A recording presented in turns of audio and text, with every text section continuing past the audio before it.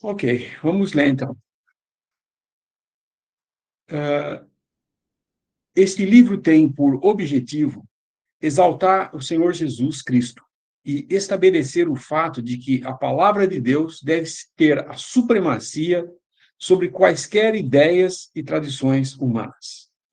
Confiamos que estas páginas não apenas resultarão em glória e honra ao nosso Senhor Jesus Cristo, como também serão para a bênção dos filhos de Deus. Ao longo das páginas deste livro, procuramos apontar com fidelidade e cremos que também com amor a falta de fundamento bíblico para a ordem de governo e prática tradicionalmente aceita entre os cristãos professos. Ao mesmo tempo, nosso objetivo é apresentar princípios bíblicos da ordem estabelecida por Deus para o funcionamento de uma assembleia cristã. Não temos a intenção de denegrir qualquer uma das denominações existentes na cristandade ou os cristãos associados a elas. Não tivemos por objetivo fazer uma análise crítica das várias denominações religiosas existentes no cristianismo professo, apenas pela crítica em si mesma, mas para apontar os erros do sistema como um todo. Nosso grande desejo é tornar conhecida a ordem bíblica dada por Deus para os cristãos se congregarem para a adoração e ministério da palavra, de maneira que todos os que tiverem tal exercício possam conhecer esse padrão em sua simplicidade. Confiamos que nas muitas coisas que comentamos aqui possa ficar notório o nosso genuíno amor e a preocupação para com toda a família de Deus. O autor não reivindica por si ou para si a originalidade da verdade que está aqui compilada. Estas coisas têm sido escritas e ensinadas por irmãos por mais de 150 anos. Nesta obra, procuramos meramente fazer uma nova apresentação dessas verdades. Salvo indicação em contrário, as citações bíblicas que nós vamos usar nesse livro, né, utilizadas na edição em português, foram extraídas da Bíblia traduzida por João Ferreira de Almeida em suas versões fiel, revista e corrigida, e revisada e atualizada. Então, são três versões, basicamente, né? Encomendamos agora o leitor ao Senhor e à verdade que está aqui compilada. Nossa oração é que cada cristão que vier a ler este material seja honesto, espiritual e maduro o suficiente para reconhecer a verdade que é aqui apresentada. Que Deus possa nos dar graça para cumprirmos a sua vontade.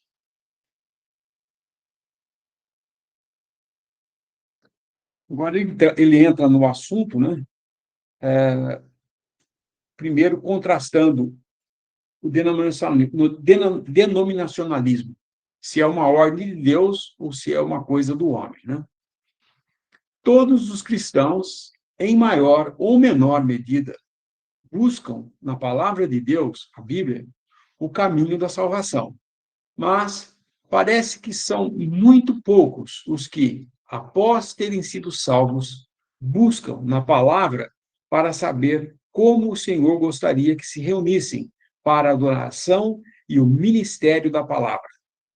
Apesar de todos acreditarem que só exista uma forma de serem salvos, muitos consideram que deve ficar a critério de cada um escolher como devem adorar.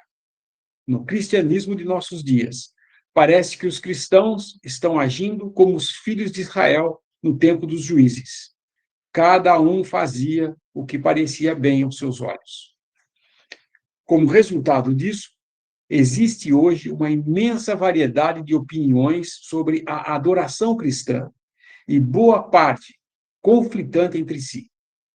Ao longo dos anos, a maioria dos cristãos tem adorado, cada um à sua maneira, ou segundo um estilo peculiar às suas preferências pessoais e afiliação denominacional.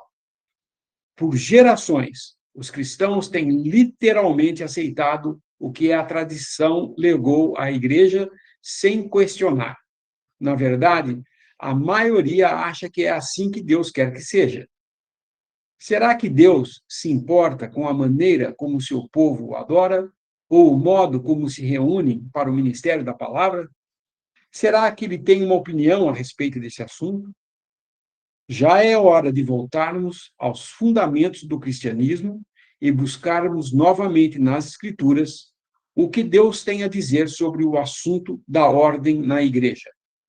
Já que ela é a igreja de Deus, Atos 28, 20, certamente ele deve ter algo a dizer sobre o modo como os cristãos devem adorar. Cremos que o padrão para a adoração cristã e o ministério da palavra e também para o governo da igreja estejam na Bíblia, mas parece que a maioria dos cristãos perdeu isto de vista. Já que devemos estar sempre preparados para responder com mansidão e temor a qualquer que vos pedir a razão da esperança que há em nós, 1 Pedro 3,15, precisamos ser capazes de dar uma resposta vinda da palavra de Deus quanto à razão de adorarmos do jeito que o fazemos. Sendo assim, será que podemos apontar a autoridade das Escrituras para o modo como reunimos como cristãos para a adoração e o ministério da palavra? Ou será que estamos apenas seguindo as tradições dos homens? A fim de estimular nossos pensamentos ao longo dessas linhas, faremos algumas perguntas como um desafio a todos os crentes quanto à autoridade bíblica da sua forma de adoração. As perguntas a seguir não têm por objetivo criticar a ordem adotada pela Igreja dos dias atuais na adoração e ministério da palavra, mas sim estimular nossos pensamentos quanto a qual seria realmente a ordem estabelecida por Deus. Entendeu? Vou interromper o irmão aqui. Vai começar, então, a série de perguntas que você fez. Essa introdução que ele fez sobre o cristianismo, né, é evidente na palavra de Deus, depois que a gente começa a questionar essas coisas que ele questionou e que vai seguir agora em forma de 30 e tantas perguntas que ele faz aqui, é interessante nós notarmos, quando Deus separou um povo para si, lá no Velho Testamento, que é Israel, ele deu explicitamente a ordem para que, quando eles entrassem na terra em que lhes seria dada, haveria um lugar para eles adorarem, onde Deus escolheu para que eles adorassem. Ele fala em Deuteronômio, quando entrares na terra que o Senhor teu Deus te der, não faça como as nações à sua volta. Há um só lugar que eles deviam adorar, que era Jerusalém. Ele fala, não nos altos montes, debaixo das árvores frondosas, como os povos ao redor deles faziam. Então, fica evidente no Velho Testamento que existia um lugar de adoração. E sabemos que o homem acabou quebrando isso quando Jeroboão faz uma divisão e as 10 tribos acabam se separando, indo para adorar em outros 2 pontos de adoração que eles fizeram, e então, chamado a partir de então, no livro, quando fala sobre isso aí, no livro dos Reis, a gente vê que ele começa a se direcionar, ou mencionar a essas 10 tribos como Israel, e as 2 tribos que permaneceram em Jerusalém, que estavam debaixo de Jeroboão e... fugiu o nome. Mas o que ficou em Jerusalém, Reoboão. Obrigado. Reoboão ficou em Jerusalém e eram 2 tribos, a tribo de Judá e mais outra tribo. E o que aconteceu é que, apesar dos 2 estarem cometendo falhas e erros, Deus nunca se identificou ou outorgou os outros 2 lugares de adoração como verdadeiros. Ele permanecia Jerusalém o centro de adoração. Mas Jeroboão resolveu criar outros 2 centros e impedia que os judeus fossem até Jerusalém para adorar. Ele não queria que eles se curvassem àquele rei Reoboão. No Novo Testamento é diferente. Nós vemos isso claramente notificado no Evangelho de João, quando o Senhor passa a ter um diálogo com a mulher samaritana no poço, em Samaria. Diz que importava que o Senhor passasse por Samaria, e lá ele encontra essa mulher, e ela tem o que o mundo hoje tem de pensamento, que o lugar de adoração era uma questão apenas de opinião ou de conduta familiar. Nossos pais adoram neste monte e vocês falam que é lá em Jerusalém. E o Senhor fala, mas a hora vem e agora é, que nem aqui e nem em Jerusalém adorarão, porque o Pai busca adoradores que o adorem em espírito e em verdade. Então, continua, apesar de não ter um lugar físico como Jerusalém, continua claro que o Senhor falou, haverá um lugar de adoração, porque o Pai escolherá adoradores que o adorem em espírito e verdade. Israel adorava em verdade, mas não adoravam em espírito, porque eles não tinham o Espírito Santo habitando neles, como tem agora na igreja. Quando um crente crê hoje, ele é selado com o Espírito Santo e ele tem o Espírito Santo. E aí o Senhor reúne aqueles que são cristãos para estarem ao seu nome reunidos. O homem quebrou isso, dividindo e separando, como Jeroboão fez lá no Velho Testamento. Aqui já em 1 Coríntios, nós vemos Paulo falando que eles eram carnais porque estavam divididos entre eles, uns falando, eu sou de Paulo, outros eu sou de Pedro, outros eu sou de Cristo, até essa divisão existia lá, os exclusivistas, que só eles eram de Cristo.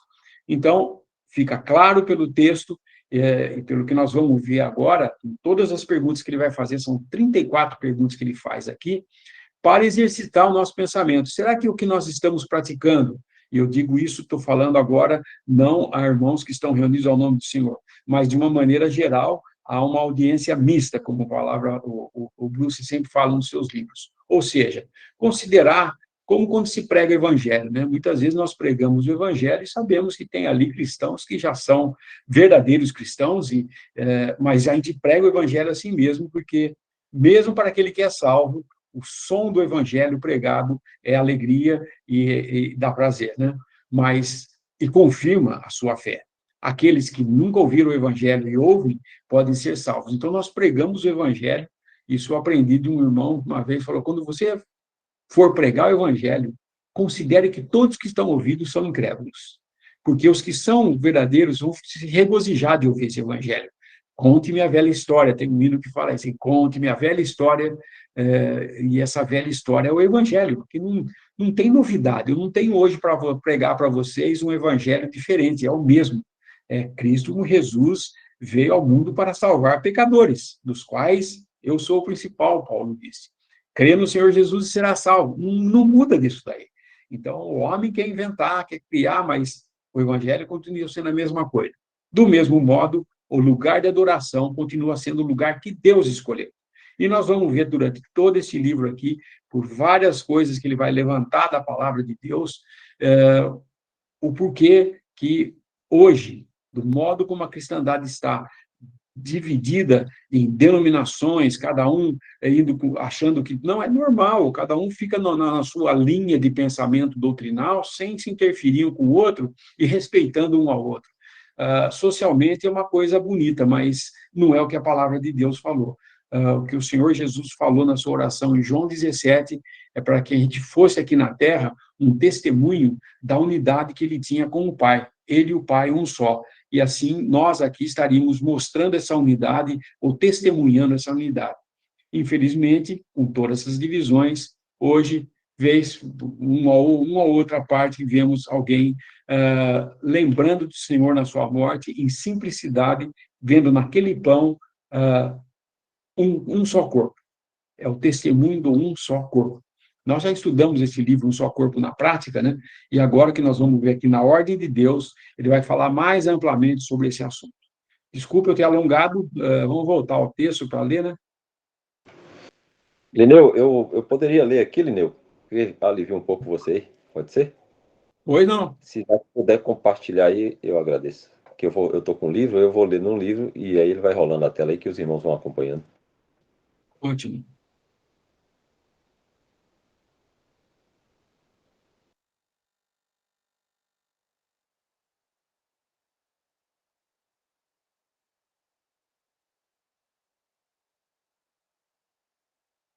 Não sei se era Isaac que estava compartilhando, mas se conseguir para os irmãos acompanhar também, vai ser bom.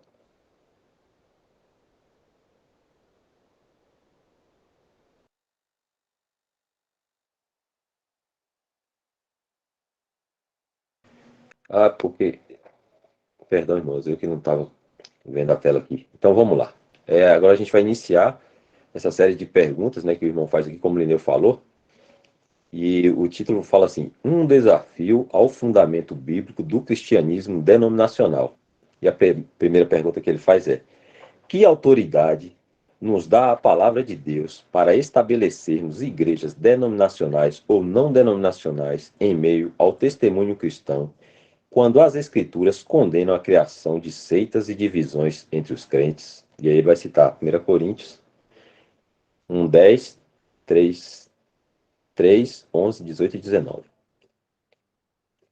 A segunda pergunta. Você quer fazer algum comentário ou pode seguir as perguntas, Lino? Eu não sei se não seria interessante, quando ele cita os versículos, talvez só ler os versículos, né? Porque a Uhum. palavra de Deus acho que é viva e penetrante, né? Isso. Se a gente ler a palavra, ler os versículos, acho que é importante. Então, o primeiro vai ser 1 Coríntios 1, 10. Eu vou ler aqui, já que vai pôr na tela.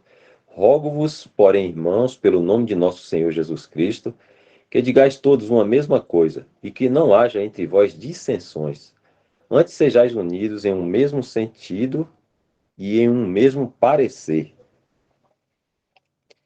Agora, o capítulo 3, versículo 3.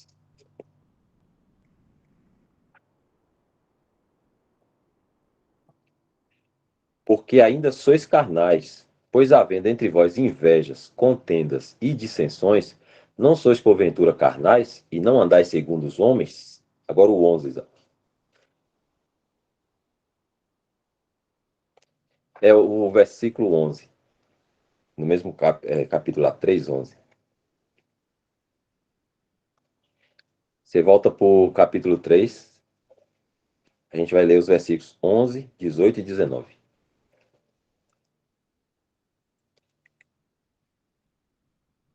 Isso. É o capítulo Porque... 11, os versículos 18 e 19. Eu que estou... Perdão, irmãos. Eu que estou atrapalhando aqui. Capítulo 11, versículo 18 e 19. Porque antes de tudo, ouço que quando vos ajuntais na igreja, há entre vós dissensões, e em parte o creio. E até importa que haja entre vós heresias, para que os que são sinceros se manifestem entre vós.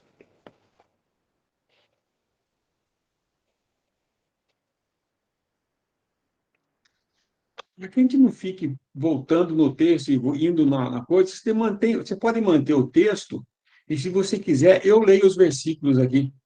Você acha melhor assim? Eu acho que dá uma dinâmica melhor, né? Dá. Então, Então, eu leia a sigo para... segunda pergunta, daí eu leio embaixo lá. Vamos lá. Segunda pergunta.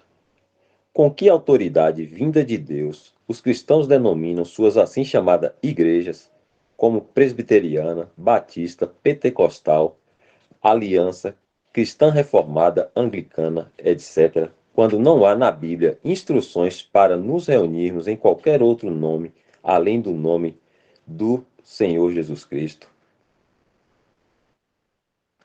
Então, aqui ele fala, Mateus 18, 20, porque onde estiverem dois ou três reunidos para o meu nome, aí estou eu no meio deles.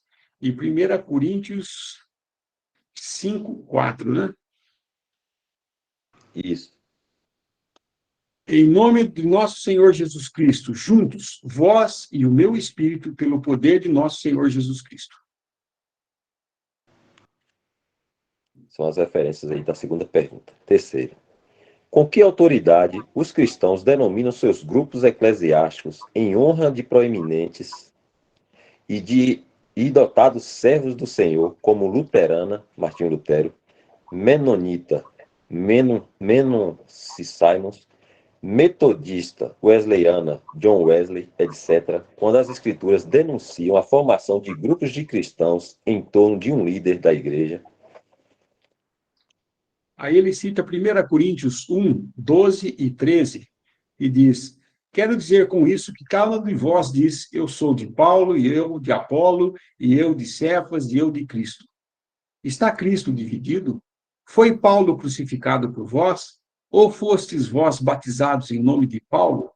E também no capítulo 3 desse mesmo livro, os versículos de 3 a 9, porque ainda sois carnais, pois, havendo entre vós inveja, contendas e dissensões, não sois, porventura, carnais e não andais segundo os homens? Porque dizendo um, eu sou de Paulo, e outro, eu de Apolo, porventura não sois carnais? Pois quem é Paulo? E quem é Apolo? Senão ministros pelos quais crestes, e conforme o que o Senhor deu a cada um, eu plantei, Apolo regou, mas Deus deu o crescimento. Pelo que nem o que planta é alguma coisa, nem o que rega, mas Deus que dá o crescimento. Ora, o que planta e o que rega são um, mas cada um receberá o seu galardão segundo o seu trabalho, porque nós somos cooperadores de Deus. Vós sois lavoura de Deus e edifício de Deus. Os irmãos vão percebendo aí, né, que o irmão Augusto ele vai refutando aqui cada pensamento, né, dos, dos homens, né, com a própria palavra. Né? E aí o quarto ele vai dizer assim, a quarta pergunta, né? Que autoridade os homens receberam de Deus para estabelecerem essas igrejas, segundo distinções nacionais como Igreja da Inglaterra, Irmãos Menonitas chineses, Igreja Ortodoxa Grega, Batista Filipina, Igreja de Deus Alemã, etc., quando as Escrituras nos dizem que não existe distinções nacionais ou sociais na Igreja de Deus? Colossenses 3:11. Aí o que nós temos em Colossenses 3:11 é onde não há grego, nem judeu, circuncisão, nem incircuncisão, bárbaro, cita, servo ou livre, mas Cristo é tudo em todos. Quinta pergunta. Que autoridade têm os cristãos para ornamentarem seus lugares de adoração à semelhança do tabernáculo e do templo da ordem judaica do Antigo Testamento? Muitos desses edifícios, chamados de igrejas, são ornamentados com ouro e outros materiais preciosos. Muitos desses edifícios, chamados igrejas, têm um altar. Outros têm partes do prédio destacadas como sendo mais sagradas do que outras. Que autoridade têm os cristãos para empestarem coisas assim do judaísmo, quando a Bíblia indica que o cristianismo não é uma extensão da ordem judaica, mas possui um caráter totalmente novo de aproximar-se de Deus? Em Hebreus 10, 19 e 20, diz o seguinte: pelo novo e vivo caminho que ele nos consagrou, aliás, 19, desculpe, tendo, pois, irmãos, ousadia para entrar no santuário pelo sangue de Jesus, pelo novo e vivo caminho que ele nos consagrou pelo véu, isto é, pela sua carne. Também o capítulo 13, versículo 13, diz assim: saiamos, pois, a ele fora do arraial, levando o seu vitupério. E o Evangelho de João, capítulo 4, os versículos 23 e 24, que eu vou ler aqui.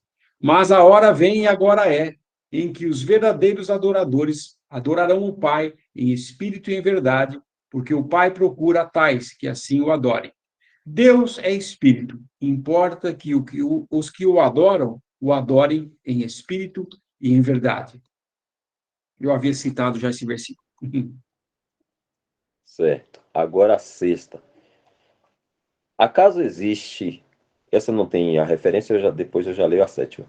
Acaso Certo. existe qualquer fundamento na palavra de Deus para a existência de campanários, cruzes e outras coisas que são constituídas nessas assim chamadas igrejas? 7. Será que existe qualquer base na palavra de Deus para chamar esses edifícios de igreja? A definição bíblica de igreja é de uma reunião de crentes que, pelo Evangelho, foram chamados para fora, tanto dentre os judeus como dentre os gentios, e são unidos em um único corpo a Cristo, sua cabeça no céu, pela habitação do Espírito Santo. Atos 11, 22. E chegou a fama dessas coisas aos ouvidos da igreja que estava em Jerusalém, e enviaram Barnabé até Antioquia. Capítulo 15 de Atos, o versículo 14, diz: Simão relatou como, primeiramente, Deus visitou os gentios para tomar deles um povo para o seu nome. O capítulo 20 de Atos, versículo 28, se lê: Olhai, pois, por vós e por todo o rebanho, sobre que o Espírito Santo vos constituiu bispos, para apacentardes a igreja de Deus que ele resgatou com seu próprio sangue. Romanos 16, 5. Romanos 16, 5. Saudai também a igreja que está em sua casa. Saudai Epêneto, meu amado, que é as primícias da Ásia em Cristo. 1 Coríntios 1, 2.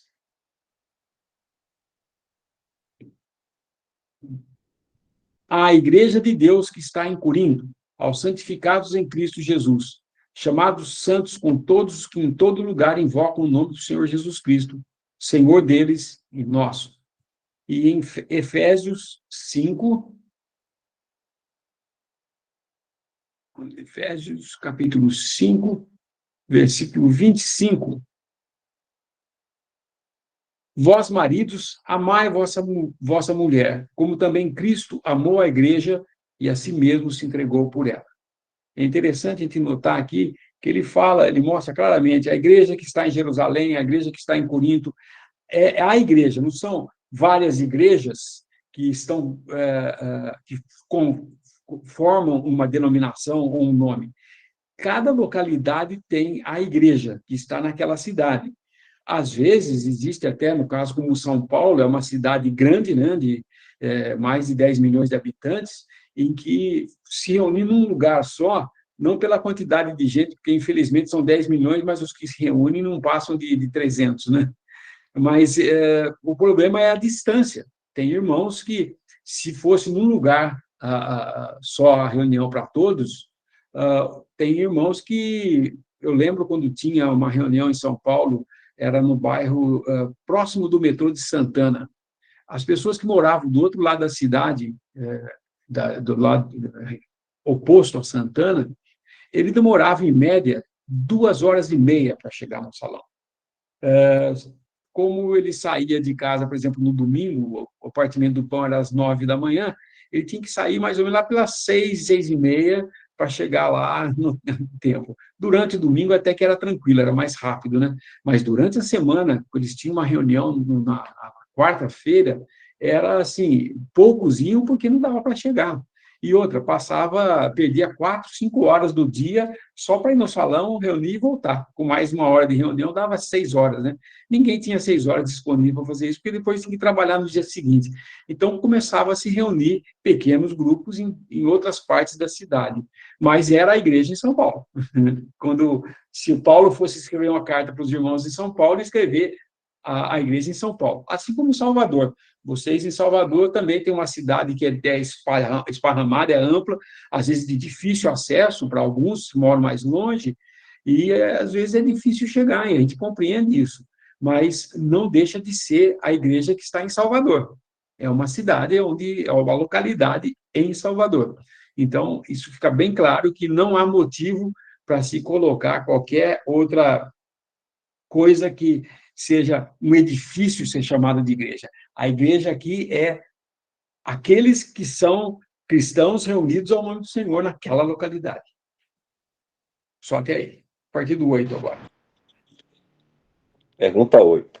Que autoridade as igrejas dão para se colocar um homem na igreja chamado de ministro ou pastor para conduzir a adoração?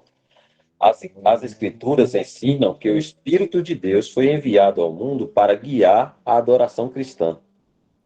A Bíblia indica, daqui a pouco a gente volta para a referência, a Bíblia indica que é o Senhor, por intermédio do Espírito, quem preside na Assembleia dos Santos e dirige os procedimentos do modo como lhe apraz. Aí a primeira referência é Filipenses Filipenses 3, 3. Isso. Porque a circuncisão somos nós, que servimos a Deus no Espírito, e nos gloriamos em Jesus Cristo, e não confiamos na carne. João 4, 24, Evangelho de João, capítulo 4, versículo 24, diz: Deus é Espírito, e importa que os que o adorem em espírito e em verdade. Já lemos esse versículo, né? Agora, o capítulo 16 de João, versículo 13 a 15. Mas quando vier aquele Espírito da verdade, ele vos guiará em toda a verdade, porque não falará de si mesmo, mas dirá tudo o que tiver ouvido e vos anunciará o que há de vir. Ele me glorificará, porque há de receber do que é meu e vou-lo-á de anunciar. Tudo quanto o Pai tem é meu, por isso vos disse que há de receber do que é meu e vou-lo-á de anunciar. Também, no finalzinho, ele fala de 1 Coríntios 12, 11. Vamos lá, então, 1 Coríntios 12, versículo 11. Mas um só e o mesmo Espírito opera todas essas coisas, repartindo particularmente a cada um como quer. E Filipenses 3,3 nós já lemos anteriormente, tá? Ok. Então, a nona pergunta e a 10ª não tem referência, eu vou ler seguido até a 11ª.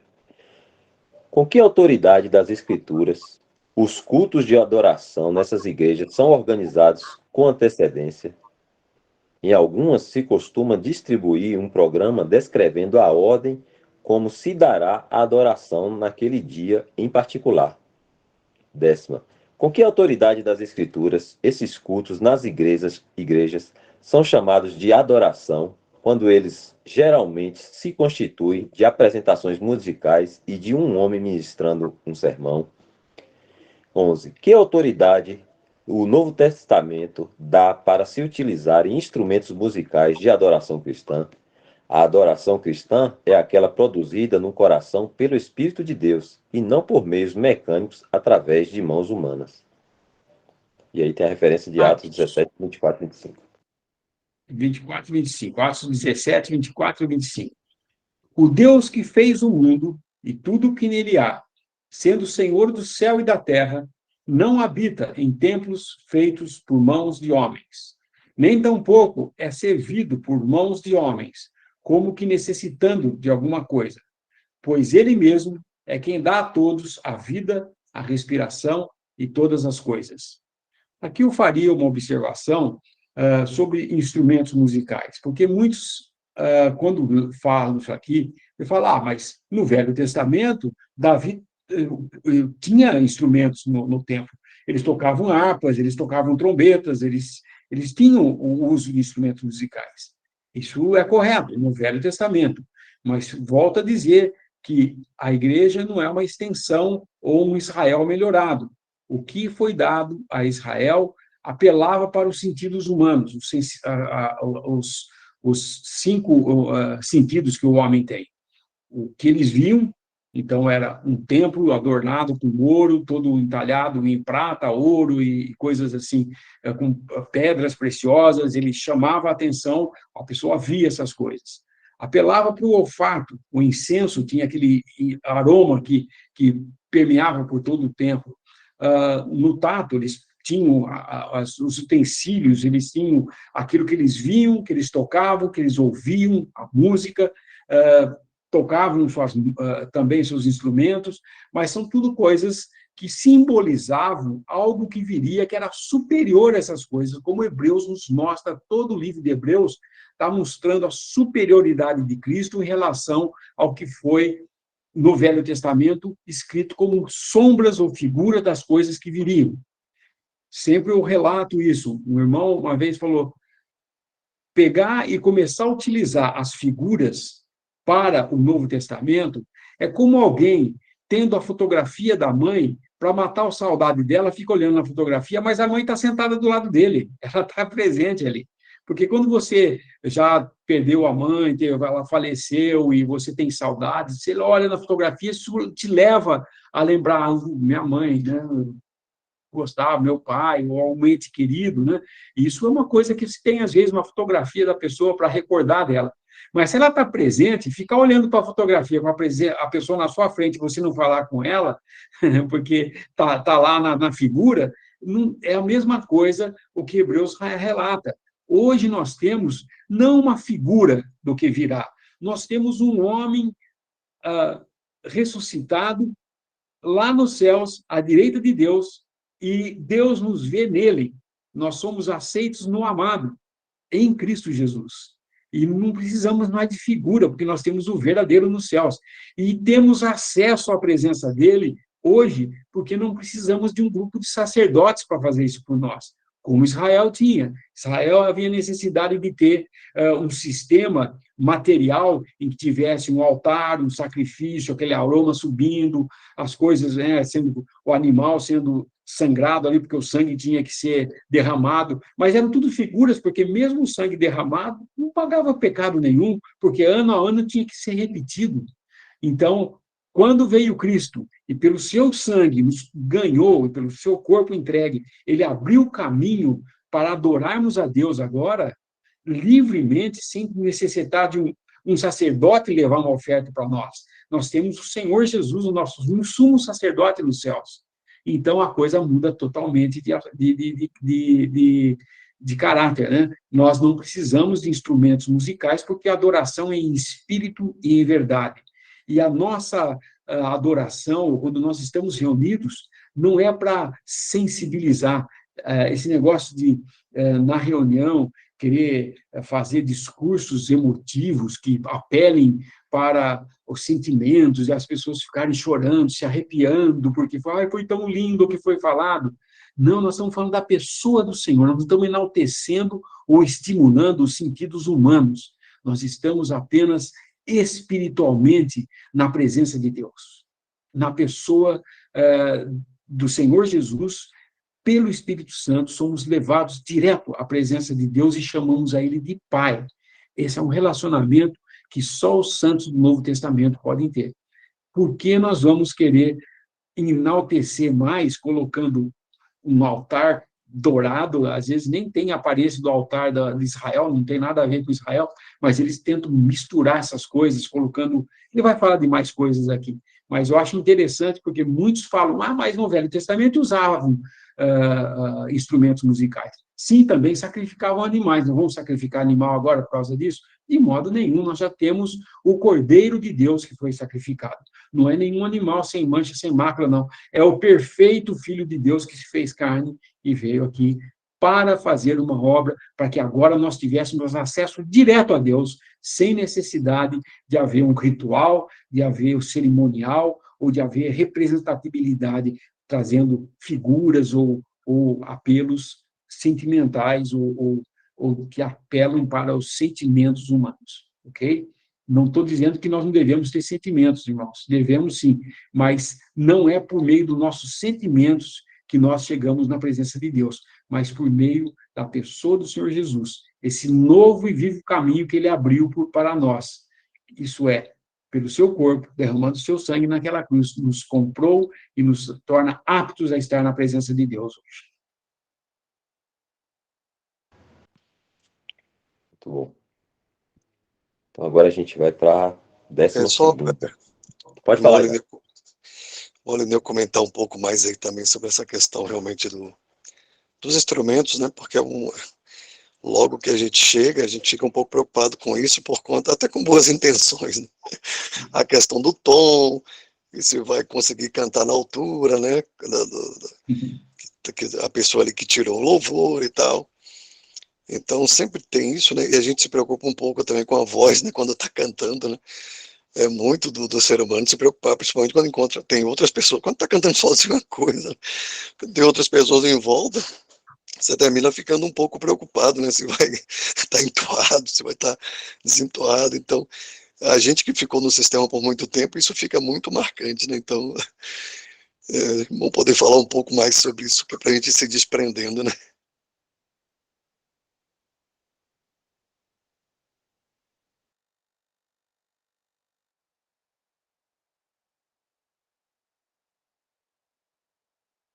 Ou seja, não devemos se preocupar com isso, né, Maurício?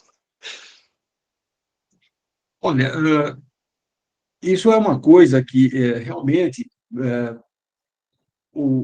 as pessoas sempre tocam nesse ponto. Existem alguns detalhes da palavra que muitas pessoas, às vezes, resistem, porque elas fogem completamente daquele sistema religioso que tem nas denominações e tudo mais, né?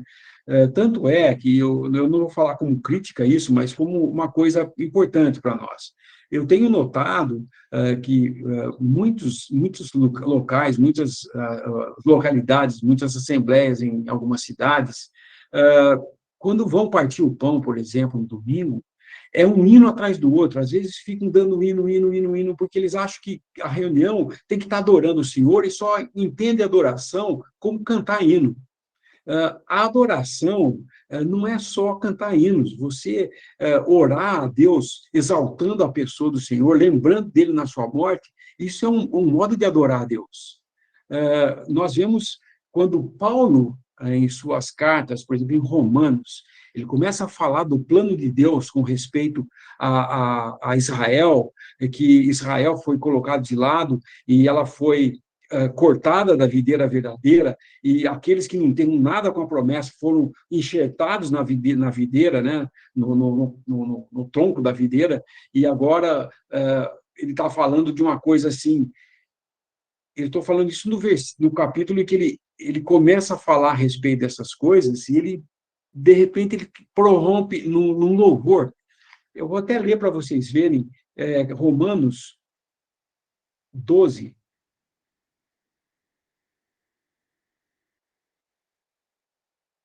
Não, não é 12, não, perdão. Acho que é Romanos 14. Não, deixa eu ver se eu acho. Acho que é 10, né? Deixa eu ver. Deixa eu procurar aqui. Não. Ok. 11. Perdão, irmãos. É o capítulo 11. Ele vem falando dos ramos, tudo, e versículo 32. E ele fala que, daí, tanto os judeus quanto os gentios foram colocados na desobediência para que Deus mostrasse o que era a misericórdia. Então, versículo 32, porque Deus encerrou a todos debaixo da desobediência para com todos usar de misericórdia. Agora ele entra no que a gente chama, nos meios teológicos, eles chamam isso de uma doxologia. Ele vai falar essas coisas aqui, mas só que é em tom de oração e adoração a Deus. Ó profundidade das riquezas, tanto da sabedoria como da ciência de Deus. Quão insondáveis são os seus juízos e quão inescrutáveis os seus caminhos. Porque quem compreendeu o intento do Senhor? Ou quem foi seu conselheiro? Ou quem lhe deu primeiro a ele para que lhe seja recompensado? Porque dele, por ele e para ele são todas as coisas. Glória, pois, a ele eternamente. Amém. Isso é um louvor a Deus. Ele não está cantando isso. Não necessariamente louvor quer dizer que eu estaria cantando, mas eu estou falando do que Deus é, das suas características, daquilo que Ele é, da sua essência, do que Ele é, de tudo que Ele representa para nós. E muitas vezes a gente passa toda a reunião no partimento do pão cantando hino, e faltando 10 minutos para terminar a reunião, alguém levanta, vai lá da graça pelo pão, parte, passa o vinho, pão, e acaba com canto o hino e vai embora. E o partir do pão é onde nós vamos lembrar dele na sua morte, porque o que ele pediu para nós não foi que, quando vos reunisse para cantar ou para louvar, partir o pão. Ele fala, quando vos reunires, toda vez que comerdes esse pão e beberdes esse cálice, anunciais a morte do Senhor até que ele venha. Com esse partimento do pão, nós estamos anunciando a morte, lembrando dos seus sofrimentos, daquilo que ele passou, não no sentido de ficar investigando se eu sou digno de estar ali ou não, mas a pessoa, o centro daquilo ali é a pessoa do Senhor Jesus, na sua morte e ressurreição. Nós cantamos hino, não resta dúvida, mas nós podemos ler um versículo que fala de Cristo na cruz padecendo por isso daí, que qualquer versículo que esteja falando ou remetendo nossos pensamentos à sua obra, ao que ele sofreu como Cordeiro de Deus. Então, eu digo isso porque muitos vêm e pensam que é só cantar hino que você está adorando a Deus. E, na realidade, os anjos, no Apocalipse, nós vimos por diversas vezes falando dos anjos adorando a Deus, e eles não cantam. Os anjos não cantam hinos. Só o ser humano canta a Deus. Só o homem canta a Deus louvores. E eles tocam instrumentos, mas o ser humano louva a Deus com a sua voz, que, de acordo com o que os cientistas falam, a voz humana é o instrumento mais perfeito que tem, porque a voz humana consegue todas as tessituras de todos os instrumentos. Logicamente, nem todo mundo consegue isso, como o irmão falou, às vezes estamos de meio desafinado, às vezes, mas não estamos cantando ali para ser bonito, ou para que nós fiquemos num êxtase, porque é tão bonito que moveu que o meu coração bateu mais rápido, meu cabelo atrás na nuca ficou arrepiado, eu comecei a sentir um transe. Não é nada disso. Isso daí é emoção. E nós não estamos ali para levar nossas emoções a Deus, mas nossos louvores a Deus, o que é uma coisa completamente diferente, porque ela parte do coração e vai até Deus. E todo desafinado que possa chegar até Deus é consertado pelo Espírito Santo, que nos corrige nos nossos... isso fala em um versículo em Coríntios, que ele nos assiste em nossas fraquezas, em nossas... grunhidos, quando a gente não consegue expressar o que a gente quer expressar, ele faz isso por nós. Eu creio que a nossa oração chega a Deus perfeita. Ela sai daqui com algumas falhas, por nossa causa, não por causa de Deus.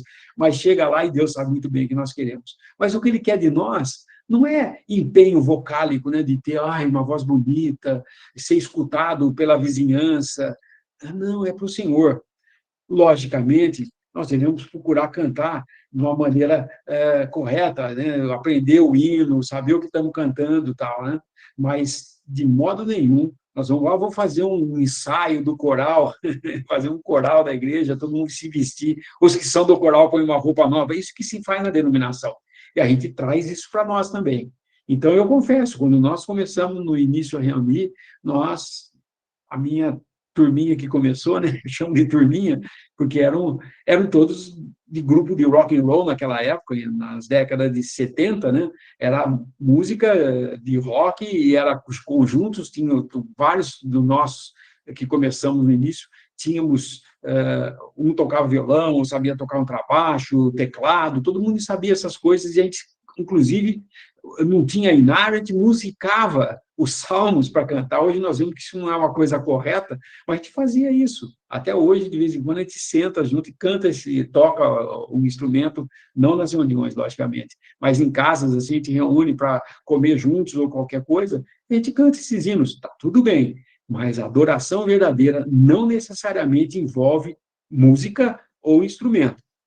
Louvor a Deus é um instrumento, a adoração é um louvor que pode se manifestar, como aqui Paulo fazendo uma verdadeira oração, que é um louvor a Deus e falando, quem compreendeu o intento do Senhor?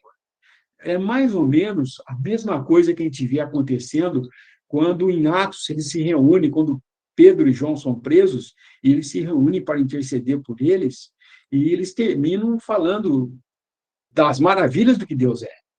E o lugar treme.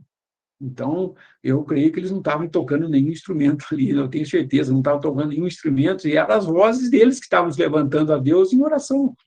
E termina num negócio muito mais do que apenas uma simples oração. Então, irmãos, nós temos que entender essas coisas de instrumentos.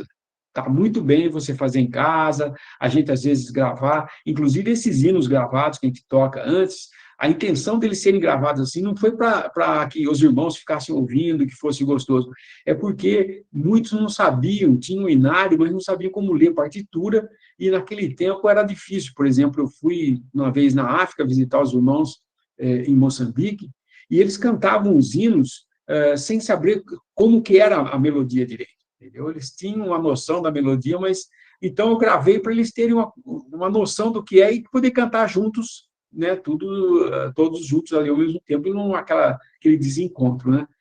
Foi essa a razão de fazer esse cenário. E até hoje é usado, mas não tinha intenção nenhuma de ser uma obra de arte com um musical bonito, tanto que é muito falho aquele negócio. Mas dá para você entender o hino, como cantar ele e aprender a cantar. Isso é bom.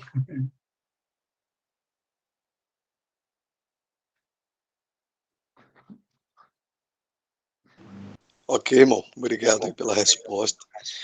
A única coisa que eu digo sobre os louvores gravados lá é que, não sei se é o Tom que falou, o timbre é muito alto para acompanhar. Então a gente tem que trazer num tom, eu tento tentar num tom mais baixo, que eu consigo alcançar.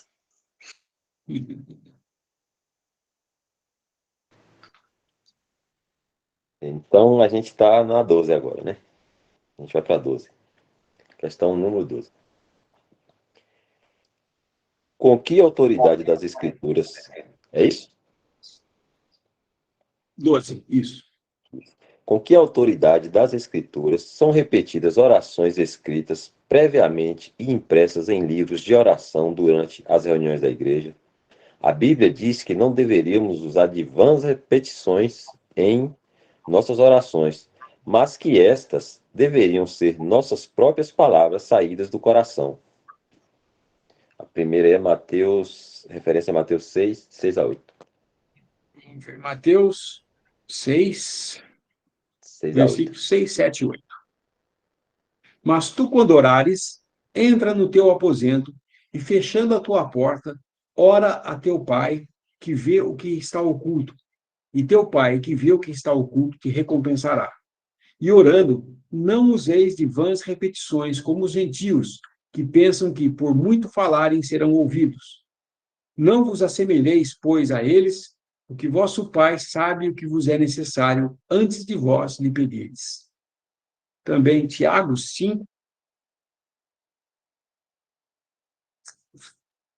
capítulo 5, versículo 16. Confessai as vossas culpas uns aos outros e orai uns pelos outros, para que sareis. A oração feita por um justo pode muito em seus efeitos. E Salmo 62, 8. Salmo 62, nossa, versículo 8. Confiai nele, ó povo, em todos os tempos. Derramai perante ele o vosso coração. Deus é o nosso refúgio. Pergunta 13. Que autoridade há para se ensaiar os salmos nos chamados cultos de adoração, quando os salmos expressam sentimentos de pessoas que não estavam sob um fundamento cristão e nem conheciam os privilégios cristãos? Por 14. Por que a maioria das igrejas celebra a ceia do Senhor uma vez por mês ou a cada 3 meses, quando o costume da igreja nas Escrituras, inicialmente estabelecido pelo ministério de Paulo, era de se partir o pão a cada dia do Senhor? Atos 20, versículo 7. Atos 20, versículo 7, é quando Paulo está para partir, ele faz. Não, versículo 20, versículo 7, perdão. E ele faz: o primeiro dia da semana, ajuntando-se os discípulos para partir o pão, Paulo, que havia de partir no dia seguinte, falava com eles e alargou a prática até a meia-noite. Essa coisa da ceia do Senhor todo o primeiro dia da semana, né? Realmente, algumas denominações fazem uma vez por mês, alguns a cada 3 meses, tem alguns que fazem semestral, e já ouvi de um que faz uma vez por ano só, geralmente só no final do ano que eles fazem isso, né? Isso me recorda quando um irmão se apartou das denominações, e ele e a esposa vieram e começaram a partir o pão. Depois de vários meses que eles estavam à mesa, ele veio conversar com os irmãos, muito preocupado. Isso que eu vou falar para você vê até onde o homem chega nas suas coisas, né? Ele estava muito preocupado porque ele veio de uma denominação onde se partia o pão a cada 3 meses. E ele falou, só que nós temos um problema. O pastor lá ensinava que uma semana antes do partimento do pão, eu tinha que me abster de relacionamento com minha esposa, porque eu não podia estar contaminado. Só que a gente faz isso toda semana, e ele já fazia meses que estava evitando a sua esposa por causa disso daí. Olha que judiação, gente. O que se faz nesse mundo religioso? O irmão estava se abstendo porque ele aprendeu isso na denominação e achou que era isso, era a verdade. Isso era o que tinha que ser feito mesmo. Um homem casado se privar do relacionamento com a esposa porque ele ia partir o pão. Então, uma semana antes do partimento do pão, não podia fazer isso. Eu pergunto, de onde tiraram isso? De que palavra aqui, de que versículo da Bíblia for achar um negócio desse? E nós falamos, perdão, nós não temos falado isso para você, não sabíamos que era assim na cidade onde você veio. Mas esquece tudo que você aprendeu, foi aquilo que você teve que falar para ele. As coisas que você aprendeu lá, vá na palavra e vê se é assim, porque é uma falta de senso de humanidade fazer um negócio desse. E falar que a pessoa tem que se privar, digno de toda honra é o leito do matrimônio. E, inclusive, na palavra, o que diz é que nunca o homem deve se apartar ou se privar do relacionamento com a sua esposa, senão por um breve momento para se dedicar à oração e que volte logo para não dar chance ao inimigo. Olha que peso que eles punham sobre esses irmãos. E que devem pôr ainda, porque essa denominação existe ainda, né? Mas só para vocês entenderem o quanto de mal se causa na alma de um verdadeiro cristão simples, que confia na palavra de um líder, mas que não conferiu na palavra de Deus, e estava seguindo um negócio que jamais ele ia conseguir cumprir, né? Ou ele ia parar de partir o pão, ou ele ia pecar no pensamento deles, né? De que não podia ter esse tipo de relacionamento. Então, olha que absurdo. Isso acontece, não é? Esse é um exemplo que eu tenho. Muitas outras coisas que falam. Então, o partimento do pão é todo o primeiro dia da semana, mas isso não quer dizer que eu só posso partir o pão no primeiro dia da semana. Outro detalhe, vou dizer para vocês, quando alguns irmãos vão visitar assembleias distantes, tem uma pessoa ou um casal, ou poucas pessoas ali, não tem assembleia reunida lá, e vão visitar, e ele está em comunhão com uma assembleia, porque existem lugares que a assembleia mais próxima é 300 quilômetros. Esse irmão não pode ficar todo domingo andando 300 quilômetros, vai partir o pão e voltar, ou para reunir, né? Então, quando alguém ia visitar esse irmão, e estavam ali, isso aconteceu muito na Inglaterra, porque todo o testemunho na Inglaterra foi diminuindo, a ponto de que tinha, na Inglaterra, poucos cristãos. E quando eles iam visitar, tinha uma assembleia que eram só 3 irmãs viúvas que ainda estavam reunidas lá. E elas não partiam o pão porque não tinham um irmão para partir o pão. E elas, como mulheres, não iam fazer isso. Então, quando eles visitavam, não interessava qual dia da semana era. Às vezes era uma terça-feira, eles passavam pela cidade, iam lá visitar as irmãs, e eles lembravam do Senhor na sua morte, partindo do pão numa terça-feira, porque o Senhor não falou fazer isso no domingo, era o costume dos apóstolos, no primeiro dia da semana fazer isso. Mas, eventualmente, isso não estou dando como regra que agora vamos partir pão todo dia, não é isso. Mas em que, numa situação, como, por exemplo, acontecia, eu já tive situações em que eu parti o pão 2 vezes no mesmo dia, no mesmo domingo. No mesmo dia, eu 2 vezes participei da ceia do Senhor. Por quê?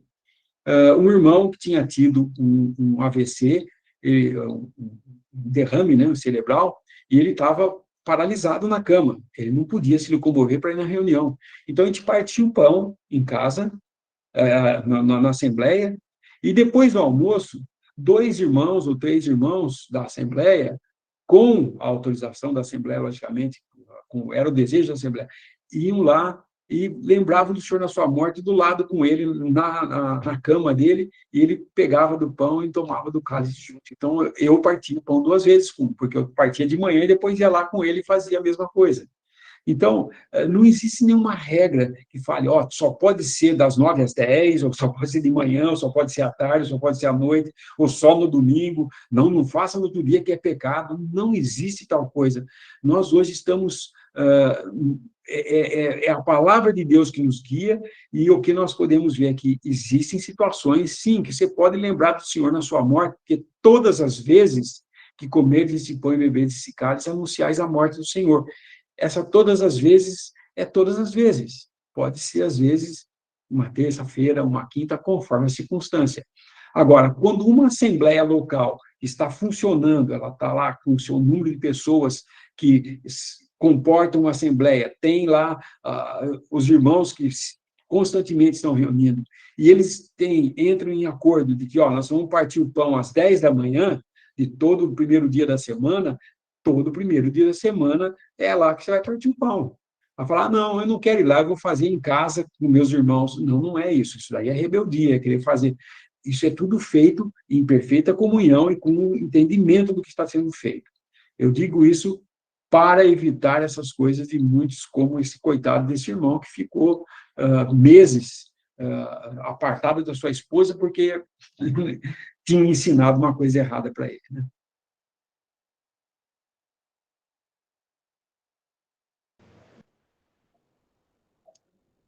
Então, irmãos, agora a gente vai ler a 15ª, que fala: que autoridade há nas Escrituras do Novo Testamento para se designar um coro de cantores treinados para ajudar na adoração cristã? Que autoridade há nas Escrituras para o uso de vestimentas especiais durante os cultos de adoração cristã? Os corais costumam estar vestidos assim e, dependendo do lugar, o ministro também usa uma vestimenta característica. 17ª. Que autoridade têm essas igrejas para permitir que mulheres preguem e ensinem publicamente, quando a Bíblia diz que o papel das irmãs não é uma atuação pública na igreja, seja na administração, seja no ensino e pregação? As Escrituras dizem que elas devem permanecer em silêncio na Assembleia. 1 Coríntios 14, 34 a 38. Ok. 34. Ah, 34 a 38. As mulheres estejam caladas nas igrejas, porque lhes não é permitido falar, mas estejam sujeitas, como também ordena a lei. E se querem aprender alguma coisa, interroguem em casa seus próprios maridos, porque é indecente que as mulheres falem na igreja. Porventura saiu dentre vós a palavra de Deus, ou veio ela somente para vós? Se alguém cuida ser profeta ou espiritual, reconheça que as coisas que vos escrevo são mandamentos do Senhor. Mas se alguém ignora isso, que ignore. 1 Timóteo 2, 1 Timóteo 2, 11 e 12. A mulher aprenda em silêncio com toda sujeição. Não permito, porém, que a mulher ensine nem use de autoridade sobre o marido, mas que esteja em silêncio. 18ª. Que autoridade há para as mulheres dessas igrejas orarem e profetizarem ou ministrarem a palavra com suas cabeças descobertas, quando a palavra de Deus diz que deveriam cobrir a cabeça? 1 Coríntios 11, de 1 a 16. Veja 11 e 1 a 16. Seja meus imitadores, como também eu de Cristo. Eu louvo-vos, irmãos, porque em tudo vos lembrais de mim e retendes os preceitos com que vos entreguei, como vos entreguei. Mas quero que saibais que Cristo é a cabeça de todo varão, e o varão cabeça da mulher, e Deus a cabeça de Cristo. Todo homem que ora ou profetiza tendo a cabeça coberta, desonra a sua própria cabeça. Mas toda mulher que ora ou profetiza com a cabeça descoberta, desonra a sua própria cabeça, porque é como se estivesse rapada. Porque se a mulher não se cobre com véu, tosquice também. Mas se para a mulher é coisa indecente tosquiar-se ou rapar-se, que põe o véu. O varão, pois, não deve cobrir a cabeça, porque é a imagem e glória de Deus, mas a mulher é a glória do varão. Porque o varão não provém da mulher, mas a mulher do varão. Porque também o varão não foi criado por causa da mulher, mas a mulher por causa do varão. Portanto, a mulher deve ter sobre a cabeça sinal de poderio por causa dos anjos. Todavia, nem o varão é sem a mulher, nem a mulher sem o varão no Senhor. Porque como a mulher provém do varão, assim também o varão provém da mulher, mas tudo vem de Deus. Julgai entre vós mesmos. É decente que a mulher olhe a Deus descoberta? Ou não vos ensina a mesma natureza que é desonra para o varão ter o cabelo crescido? Mas ter a mulher cabelo crescido lhe é honroso, porque o cabelo lhe foi dado em lugar do véu. Mas se alguém quiser ser contencioso, nós não temos tal costume, nem as igrejas de Deus. Então, irmãos, como a gente está chegando no nosso horário, eu acho que era bom a gente ler aqui a 19ª e a 20ª, e aí a gente retoma na próxima semana, né, se o senhor permitir. Perfeito. Então, vamos lá. 19ª. Que autoridade as Escrituras dão para permitir que apenas certas pessoas, como o pastor ou o ministro, se ocupem do ministério da Palavra de Deus? Porque não há liberdade nessas igrejas para todos os que forem capacitados, ministrarem, guiados pelo Espírito. A Bíblia ensina que quando os cristãos se reúnem na Assembleia, todos os varões devem ter liberdade para ministrar conforme o Senhor guiá-los por intermédio do Espírito. 1 Coríntios 12, 6, o primeiro. 6 a 11. 1 Coríntios 12, de 6 a 11. 12, de 6 a 11? Isso. 6 e 11. 12 e Isso. 6. E há diversidade de operações, mas é o mesmo Deus que opera tudo em todos. Versículo 11. Mas um só e o mesmo Espírito opera todas essas coisas, repartindo particularmente a cada um como quer.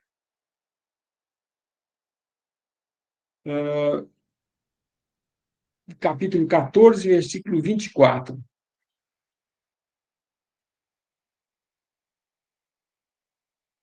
Mas, se todos profetizarem e algum indouto ou infiel entrar, de todos é convencido, de todos é julgado. Versículo 26.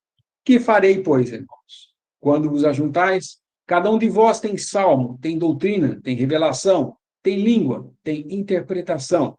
Faça-se tudo para edificação. E o versículo 31. Porque todos podereis profetizar, uns depois dos outros, para que todos aprendam e todos sejam consolados.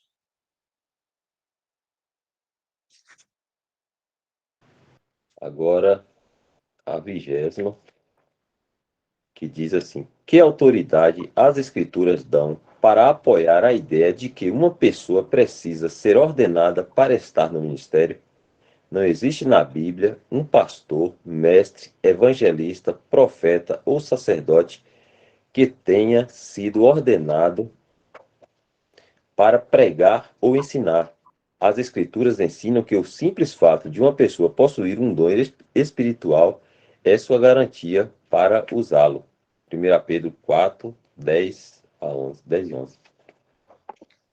1 Pedro 4, versículos 10 e 11.